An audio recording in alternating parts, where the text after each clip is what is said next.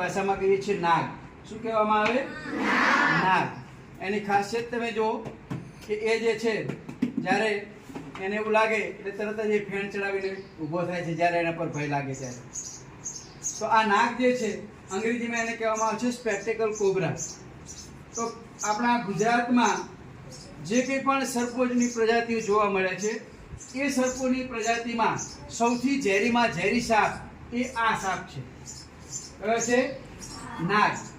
નાગ એ સૌથી ઝેરી સર્પ છે અને એના એક દંશમાં જેટલું ઝેર આવે એટલા ઝેરથી તમારી જેવા નાના 10 બાળકોનું મૃત્યુ થઈ શકે.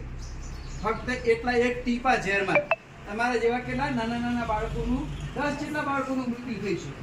એટલું ખતરનાક ઝેર આનું આવે. એટલે સૌથી પહેલી વાત એ છે કે જ્યારે પણ આવા સરીસૃપ હોય તો એનાથી આપણે શું કરવું જોઈએ? દૂર રહેવું જોઈએ. શું કરવું જોઈએ? દૂર રહેવું જોઈએ. એનાથી સલામત અંતર જાળવવું જોઈએ જેથી કરીને એ આપણને નુકસાન કરી શકે નહીં. કોઈએ પકડવાની કોશિશ કરવી જોઈએ નહીં. હું પકડી શકું છું પણ મને એની તાલીમ છે, મને એના વિશેનો અનુભવ છે અને એના વિશેનું જ્ઞાન છે એટલે હું એ પકડી શકું. બાકી એમના પકડવા જવાય નહીં. અથવા તો પકડવા માટે આપણી પાસે એનું સાધન પણ હોવું જોઈએ.